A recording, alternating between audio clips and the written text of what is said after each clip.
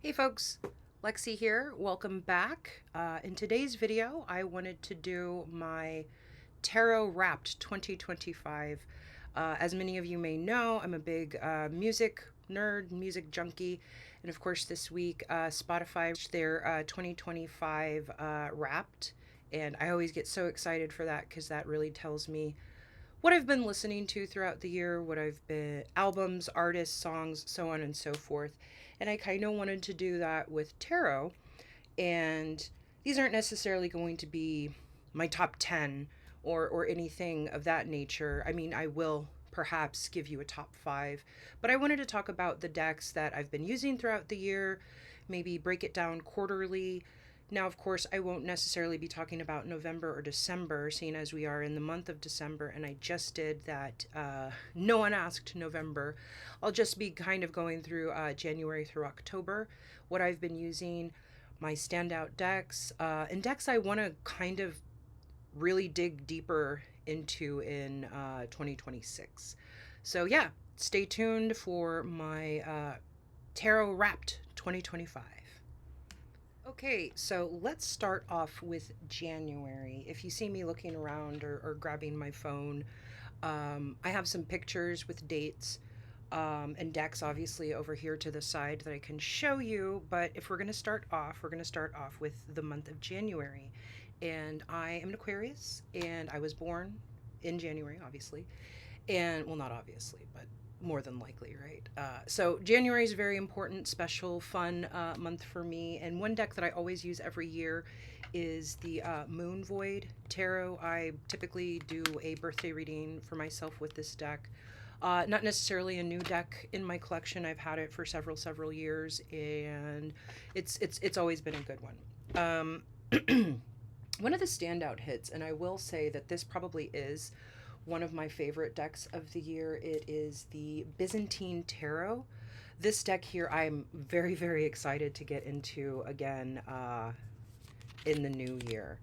I just think it's gorgeous. I love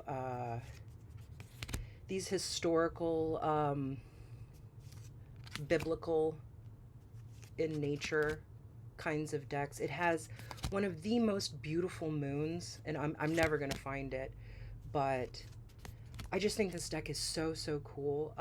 That one is, I believe, John Matthews and Scylla Conway. This deck here, the Byzantine Tarot, paired exceptionally well. I'm not taking this out because it's such a pain in the butt. But the Old Gods Tarot by also Scylla Conway here. This is fabulous. It's, well, I suppose I can make. It's just,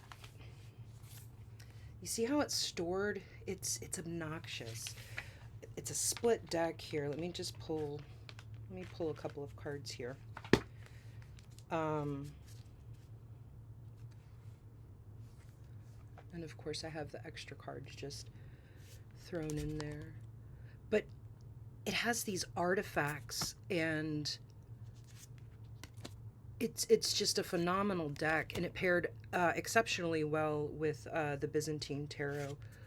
I used this a couple of times this year, and it's a standout. I wouldn't say it's a favorite deck, but I definitely do want to get back into it in the new year because I think it has a lot to offer. The shape of the cards isn't really it doesn't deter how I shuffle. It's probably one of my oddest shaped decks, but I hate this packaging. The book that goes along with it is exceptional. Really good stuff in here. So another deck, I will say this is definitely a favorite this year. I used it a little bit in the month of January. I paired that with the Byzantine, the Old Gods, and this one here is Russian Tarot of St. Petersburg. I love this deck. I even spent a little bit of time edging it, as you can see. I really like that patina look of it. I really just had a love affair with this deck this year. I used it, I want to say I used it in the month of, well, I'll come back to it because currently, like I said, we're just on January here. So yeah, that is everything that I think. Now, obviously, I did use other decks throughout the year, throughout the month, whatever I'm talking about. I'm just talking about decks that I used repeatedly several times. There was a frequency with which I used these decks, and I just wanted to mention that. Move along to the month of February. I have a couple of decks here. This one. In the month of February, I got into a cult following. I bought this for myself for my birthday this year in January. I think I did use it a little bit in January, but not enough for me. I love, love, love these backs. I won't pull it too close to you, but it's a little BDSM shibari gal there, and I just love it. A friend of mine had mentioned that this deck, I believe this is the Flowers edition. I am not entirely sure what the difference between all the editions are. I'm so sorry. I don't know where to put everything, so I'm kind of... There's a tower of decks. I just love this. I love it so, so much. I know a lot of people have some issue with the repetition of certain images in other cards. I don't necessarily mind it so much. I think this art is just fabulous. I do remember I had a reading where I got the tower, and the tower in this deck here is just so, so interesting. I did pair this with, at one point, and of course I'll pop up pictures and all that good stuff for you people so you can see what they look like together.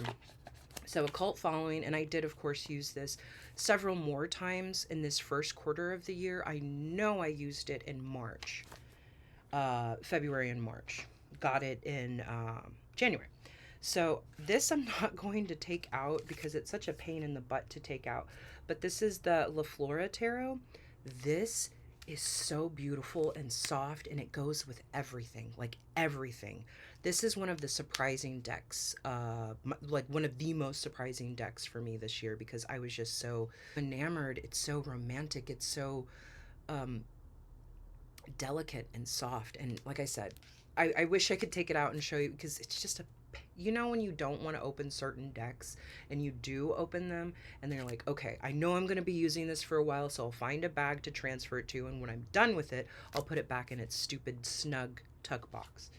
Regardless of how I feel about the tuck box, this is absolutely fabulous. And then this is so silly. Every year I do a Super Bowl reading, a predictive Super Bowl reading, to see who's going to win the Super Bowl. And I'll insert some pictures. And I believe I did a best two out of three, which is how I typically do predictive readings. I will eventually make a little video or inform people how I do predictive readings. It's not something I do on a regular basis. I just think it's something fun to do occasionally. All of my Super Bowl readings have been accurate. My presidential reading that I did, presidential predictive reading, was not accurate, but that's neither here nor there, and I wish it was. Anyway, so we have here the Lame Hype Tarot, which I did pair with a cult following and La Flora Tarot, and it's just beautiful. So I used this for my Super Bowl reading this year, and if I had a soul deck, I don't know if I necessarily believe in a soul deck, but if I had one, this would probably be it. I just absolutely love it. It's very tongue-in-cheek. I love the renamings of it, of the majors and the minors and everything like that. And it's pretty, once you get used to it, it's pretty easy to read with. Now, I do have the little notes. Anytime there's any changes, even if it's like 2 or 3 cards, I make myself a little cheat sheet because I cannot be bothered. I don't want to look anything up. If I have this little guy or something along with the deck, then it just makes things so much easier for me. So easy. We're heading into March, and like I said, I also used La Flora Tarot in March. I also used a cult following in March. What I always use in the month of March, and I typically use it January, February, and March. This is one of my favorite decks ever. The Black Violet Cherry Blossom edition. This is so good. I have a cherry blossom tree right outside of my window, and in the month, it's usually toward, oh God, this box. It's usually toward the end of March. You have like a week and a half where just pink everywhere, and it's, sorry, I'll get better at it, I promise. But this deck is always so much fun, very colorful in its limited color palette. But I just love it, and it makes me so happy. And I specifically prefer this edition because it just reminds me of the earlier half of the year, and thaw, winter thawing into spring. And it's also something I pull out in January for my birthday because it goes so well with the Moon Void Tarot. And I paired it with, now this, I don't know what in my brain decided, hey, you should pair these two decks together. But I love both of them, so it's like, you know what, screw it, let's just pair them together. Oh, and I think someone had asked in one of my previous videos what was in this bag, because you'll notice I took a whole bunch of stuff off my little tarot risers back there. But someone had mentioned in one of my previous videos that they had this bag too, and I keep my cherry blossom in this bag here. Anyway, so in all of my infinite wisdom, I decided to pair the Black Violet Cherry Blossom edition with my beloved Tarot of the Owls. And it worked. So it just, it's so weird that this silly little cheesecake deck could pair so well with it. And that actually leads me into my next, I didn't bring it out because it's kind of a pain in the ass to, there's a big book and so on and so forth. The Avian Tarot, I am a sucker for a bird deck. Give me a bird deck and I am there. Most bird decks. In fact, this, it's not a deck that I used at all this year, but it is a deck that I received. And because it's pink and because I have such a theme going for the month of January and that first quarter of the year, I can't wait to get into the Pigeon Oracle, maybe for the month of January. So yeah, let's see. Oh goodness, let's see, can I grab it? La Cremosa. I used this with the La Flora Tarot, and it was beautiful. It was gorgeous. And yeah, I think that is everything that I did, or I was up to in the first quarter of the year. And we will move on to the second quarter, which is, I'm not going to say it's lighter than the first half, or the first quarter of the year. Anyway, let me get into that. One moment. April. And April seems like I was doing a lot of the same stuff. I was using Occult Following, again, one of my top hits of the year. I cannot wait to use it again next year. And I feel there are some decks that really earn a place in your collection, and you buy them on a whim, and you think to yourself like, oh no, this looks like something that I'd like, or you have a gift card and you're just like, you know, I've always wanted this deck, let's purchase it, whatever. And you think it's unassuming, and it's just, it really knocks you in the face with how good it is and how much you like it and how much you want to get back into it. So I used Occult Following. I also got in, I believe, Daydreaming in Situ. I believe I got that month. And I really did enjoy it in April. I also used it quite a bit in the summer months.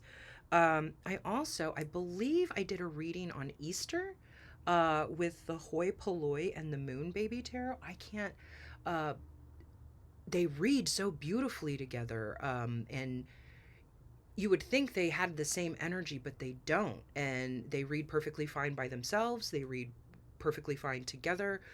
You'll also notice that I will pair tarot with tarot. I will pair oracle with oracle. I will pair 3 decks together. I just want things to flow. Like, I want a free flow reading with whatever energy I want at that time. So that was April. I think that one was a little light. Now for the month of May, everyone does, what is it, Marseille May, and I'm just like, oh girl, I can't do that. I've done it. And look, I'm really not a TDM hater. I was like, of course, I have to go against the grain. If everyone's going to do Marseille May, I'm going to come up with my own little thing. And I did cats and collage. And the idea, the inspiration, the spark for that was the Burning Tiger Tarot. I had such a love affair with this deck this year. And I love... Well, apparently I saved some cards. Oh, these are the extra cards. That's why. Dummy. I love... These backs are so flipping gorgeous. In the month of May... So May... Oh, hey, Emma. I'm going to insert a picture of Emma. She's in here with me right now. That's our other cat. We have 2 cats. And... Miss Emma is our resident tarot kitty because she respects the tarot room as opposed to my bull in a china shop cat Lyle, who does not. Beautiful temperance. I got this in a reading along with the Hierophant. That was the day I met my partner's parents. Like I said, the month of May is a very important month for me. Not only is it our anniversary, but it is my cat's birthday. Lyle, I adopted him in May of 2023, I believe. So this deck, all of the emotions, all of the love, was sort of the inspiration for Cats and Collage.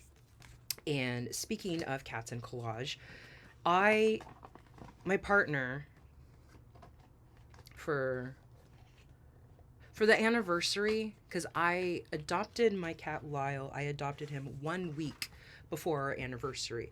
I've had Lyle now for 3 years. My partner and I, it'll be 6 years in 2026. My partner got me one of my absolute favorite decks. It is the indie version of Grimalkin's Curious Cats. I love this deck like no other. I love cat decks. I pretty much exclusively use this deck in the month of May. Now I will bring it out for other times, but its time to shine is in the month of May. I wish this cat looks like Lee a little bit. Oh my goodness. There's another one. He looks exactly like the 9 of Cups in this deck here, and I'll never find it because why would I be able to find it? But anyway, so I used that. I used that when we were in Southern California. That was fabulous. I also used the Cat Oracle, of course. I got that same month. I got it in the month of May, went to Psychic Sisters, and I had already been doing the cats and collage, and I was like, oh, this is perfect. This is perfect. I also used the Aquamarine. I believe I used that with the Cat Oracle, and that was nice. I wouldn't say the Aquamarine is one of my favorite decks of the year. It's certainly a cool collage deck. I just wouldn't classify it as one of my favorites. You know, I'm not gonna get rid of it anytime soon. It's just yeah. And here's the bag. It looks like my cat. Oh, I love this bag. Anyway, if you've watched any of my other videos and wondered what's behind me and what's in those bags, eventually I'll talk about them because those are all of my like go-to ride or die. These decks are never going anywhere. If there's a fire, I'm scooping them all up and I'm running. Obviously after the cats. Anyway, so that's May. Let's quickly talk about June. June and July are kind of precarious because I was having some health issues, and I don't know about you, but when I'm having some health issues, I don't necessarily want to read tarot. I don't want to be tempted to read for myself about health issues because the temptation is there, and I know it's not helpful, and I know I shouldn't rely on that, and I should just seek professional help. And any health issues, I will be relying on my doctor's advice, so on and so forth. So let's get to June. I was still in my collage girl era there. I was using Burning Tiger Tarot, and I was using the Maya Land. I love the Maya Land. I don't think I brought it out. I did not bring it out. But the collage is so simple and delicate, and it's not like other collage decks that are chaotic like Telesma. I do love Telesma, but there are gradients in collage where it's very simple, very accessible, and there are other where you're just throwing stuff at a canvas and seeing what sticks, and they're both great. Um, I think I got When Olga Speaks, and I used the Daydreaming in situ with that, and I liked that. That was quite nice. But that's July. Actually, let's get into July real quick too, because okay, yeah, I'm lying. Like I said, June and July I was having some health issues, so I wasn't really super focused on my tarot practice then. And truth be told, summer, I if seasonal depression is something that runs the opposite way, in the summer I just feel very lethargic. I feel like I want to stay in. I don't want to move. I don't want to do tarot. I don't want to do anything. I just want to plant. I want to bed rot. And I know a lot of people feel that way in the winter.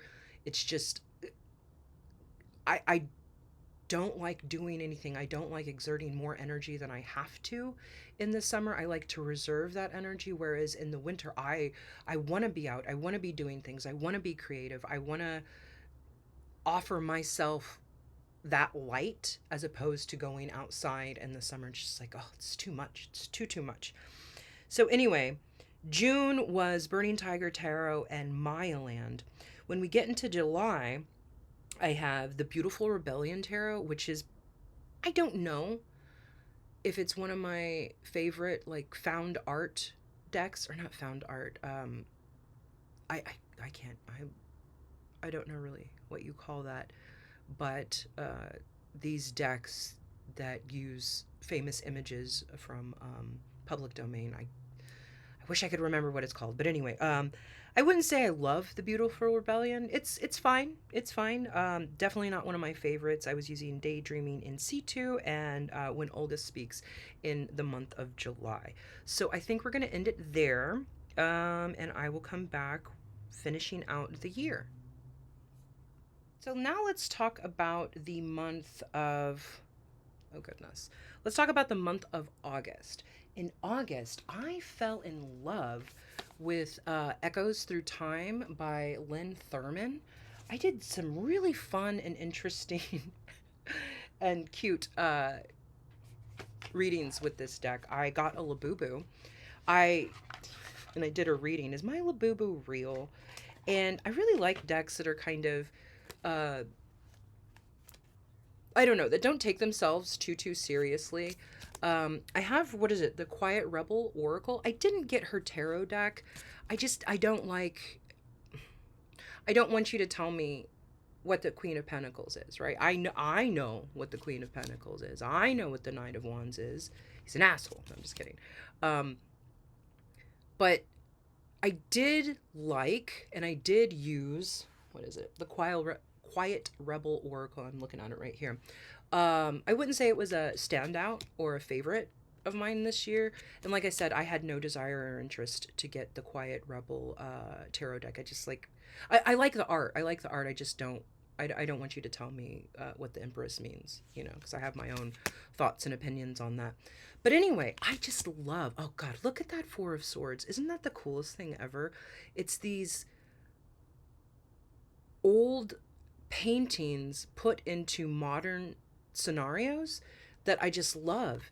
And reading for stupid little piddly things, and larger things. I like decks that are well-rounded, well-versed. You can take it into any situation and it'll just be a fabulous reader.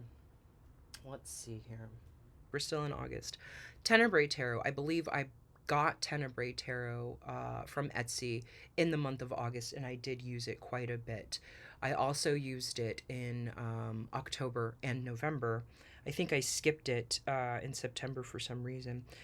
But Echoes to Time, Tenebrae Tarot, and the Vamp, the Theta Bara. Am I saying that correctly? Theta Bara Tarot? I think that's how you pronounce her name. Watch, someone's going to clock me in the comments. That is not how you pronounce the name. Anyway. Has a little seal. This deck. I used it a couple of times this year. I love the poems on it. I want to say I used it maybe 3 or 4 times this year, and I absolutely loved it. Let's see here. We are still in August. Yeah. So I think I was just starting to come back from like my little tarot pause from the months of June and July, and like I said, the summer months just don't really work for me as far as me creative projects or just really doing anything but working and lounging. That's what the summer is to me, working and lounging. All right, so let's move on to September. September is when I brought out all of my Travis McHenry decks that I like to work with. The True Oracle of Nostradamus is an absolute favorite of mine. I got the additional hardback book to go with it, and I love the way it shuffles. I paired that with the Baphomet Tarot, which is also quite good, and I also got the additional hardback auxiliary book to go along with that. I love most everything that Travis McHenry does. I don't have all of his decks, but I don't need all of his decks either. I also use the Age of Witchery, which I believe I've had it as long as it's been out. So is that 3 years, 2 years? Someone please feel free to correct me. But I paired the Age of Witchery with the True Oracle of Nostradamus, and that was a fabulous pair. I'm going to insert a picture of me reading for Lyle with Madame Lydia Wilhelmina's tarot. He's just like, what? Anyway, we went to Astoria at some point in September, and I did a reading at a local tiki bar there. And I didn't bring it, but it's right here. Here's a Travis McHenry deck for you. The Fallen Angels Oracle, this guy, when I tell you, I paired this with the Lacrimosa. I've paired it with a couple of other things, but this Oracle deck here really earned its place this year. It goes with so many things, and yeah, that was the month of September. So let's go ahead and move on to October. I just have so many flippin' decks here, and I don't know how I'm going to put all of this back. So, in the month of October, let's see here. In this bag here, it's the perfect bag, and you'll see why. This is probably one of the only fandom decks. I might have another one here or there, but this is the Universal Monsters Tarot, and you can see I did make myself a little cheat sheet here. I did edge it, and I've had this for as long as this has been out. But I absolutely love this deck. I'll bring it out. It doesn't matter. It doesn't necessarily have to be Halloween, but Halloween obviously is the perfect time for it. Hello. But yeah, I always have such a good time. Love this. And yeah, the pips are a little lazy, but I can get past it. That's a beautiful, I'm assuming, what is Crips? Cups. I assumed it was cups. But anyway, and this perfectly illustrates the point that I was talking about earlier. Don't be afraid to make yourself a little cheat sheet, because you saw me just now. I'm like, what the fuck is Crips? I assume it's this, but I could be wrong. Candles is obvious. That's one. Claws, also kind of obvious. Anyway, I cannot, if you're a spooky bitch like me and you wear black year round and you have tons of just witchy horror pre-code taste, I recommend Universal Monsters. It's a really good deck. Now, it did take forever to break in that really stiff Inside Editions cardstock, but once you break it in, it's really really nice. And I am I am the most basic of bitches. I absolutely love this deck. I can't get enough of it. Um, and it's so silly. Oh, I can show you the bag that I have for it. I love this old school, like, pinup Halloween girl. It's so cute. The Halloween Tarot. I love this deck so, so much. I know everybody loves it. I personally didn't want the tin size just because, you know, I have lumberjack hands, so. And I see everybody doing really really cool mods to this deck, and I wish I had the time and I wish I had the desire to do that, because y'all really kill it with the mods. There's my boy. This is just like classic childhood, you know, Halloween, and the black cat on every card. It's just, everyone loves it, everyone knows it. It's not anything we haven't seen 300 times before, but this, I actually will use this like sometimes in the summer when I'm itching and like, ooh, I want Halloween so bad. Ooh, I want to carve pumpkins. Ooh, pumpkin spice, you know. Um, I will dig it out sometimes in the middle of summer just to be like, it's on the horizon, and I'll use it a couple of times. I don't know, like in the month of June. And then let's see here. I think that's it. Let's see, what do I have here? Oh yes, I talked about.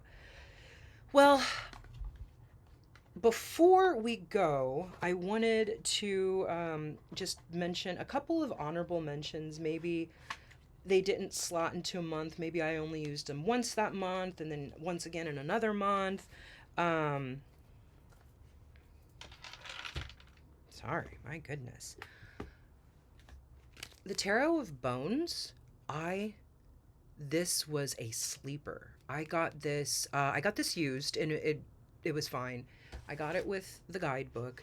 I love bones and taxidermy and skulls and all kinds of stuff like that. So it was a natural choice for me to want to get this deck. And I used it off and on, and whenever I got it, I can't remember when I got it. I want to say I probably got it in the summer, and it goes with so many things. It goes with the Byzantine tarot. What else? The Old Gods tarot. This is just a fabulous flippin' deck, and I can't wait to find more uses for it. I think, what is it, the La Flora tarot? It could look beautiful with that as well. Maybe La Cremosa. I'm not entirely sure, but I definitely wanted to mention this deck because I'm just so enamored. I want to use it more. I need to find more applications for it because I just think it's the coolest thing ever. Yeah. And then what else did I want to mention quickly, briefly, because I am running out of steam, y'all, talking about all these fabulous decks that I used this year. I'm going to insert a picture of my cat flashing you right here. The Golden Tarot of the Tsar, I mentioned this last time. This is my absolute favorite deck of the year. I used it with the Mysteries of Mary and the Mysteries of the Black Madonna. I didn't bring those out because I keep them kind of tucked away in a snug box for that's another, we'll talk about that. I've been pairing, and I'm not going to insert a lot of them just because it's kind of a personal practice of mine. While I'm not very religious, I do have a reverence for religion. Anyway, I I don't have a problem with religion. Religion just might have a problem with me. I don't know. But this deck, in the middle of Mysteries of Mary and the Mysteries of Black Madonna, I didn't think that I would like this deck I purchased it last November of 2024. When no, excuse me, I purchased it in October of 2024 while I was at my high school reunion in Houston, Texas. And I went to the very, very first witchy shop that I had ever been to. It's still there. It's still standing in Houston, Texas. The Magic Cauldron, if anyone who lives in Houston wants to know. So I saw this, and you can kind of see a theme. Like, I love this deck, the Byzantine, the Old Gods. Oh, goodness. The Russian Tarot of St. Petersburg. I like these historical, religious decks. I just think they're so fascinating. But this deck is so unassuming. I thought for sure, okay, of those three, Mysteries of Madonna, Mysteries of the Black Madonna, or Mysteries of Mary and Mysteries of the Black Madonna, I thought for sure Black Madonna would be my favorite. I thought for sure. But it was actually this deck. And Mysteries of Mary is probably a close second. And Black Madonna, for some reason, somehow got left by the wayside because there's something so charming about this deck. And I don't know, I cannot recommend this deck more. I cannot speak more highly about it because it's just so phenomenal. Again, like I said, top deck of the year. I will definitely continue to use it here in the new year. It might be in my top 10 favorite decks of all time, right? And then I also wanted to just briefly talk about the Lame Hype Tarot again, because once I do a predictive reading with a deck, I have no idea where it ran off to. There she is. Once I do a predictive reading with a deck, I will forever be bonded to that deck, whether the reading was incorrect or correct, whether I accurately guessed the prediction or, watch, it's going to be in the same place I just left off. So because I used this for a predictive reading, I'm now completely bonded to it. Like Moon Void. Always going to be bonded to that forever because I used it for a predictive reading. Tarot by Caro, I used that for a predictive reading. I was accurate, and I'll always forever be bonded with that deck. The Pensive Path Tarot, this was the deck that I used for the presidential election. And I was wrong, like I admitted, and I'll forever be bonded with it. And if you have this deck, please look at the devil in it and tell me it doesn't look exactly like Donald Trump. Anyway, I digress. And then other than that, that is pretty much it, except I'm going to make sure I get everything back. So these two decks I use on a weekly basis. I'm not going to get them out, but I have a little altar up there. I have maybe 3 or 4 altars in this room. But the Morgan's Tarot I've been using for a couple of years, and this is not a tarot at all. It's a very unconventional oracle deck that I really, really do love.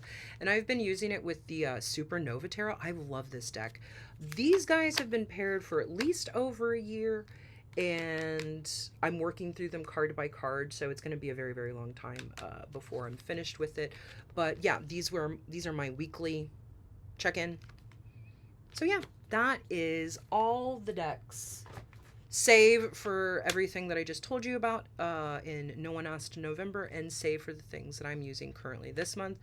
But I don't really do holiday decks like Christmas Yule decks. That's not really something I've ever done. Not that I'm looking down on it. I think it would be cool or fun to have like a Christmas deck. It's just, I don't know, not really my bag. I do, as you see, I do kind of have a seasonal theme. I just have never thought, hey, let's get a deck with a Christmas tree. I don't know. Maybe it's just because I'm jealous because I haven't had a Christmas tree since I adopted my cat. Anyway, thank you guys so very much for watching this ranty ramble. I'm sorry, it was a little discombobulated. I tried to be as organized as possible. So yeah, I hope everyone has a fabulous day. Bye, folks.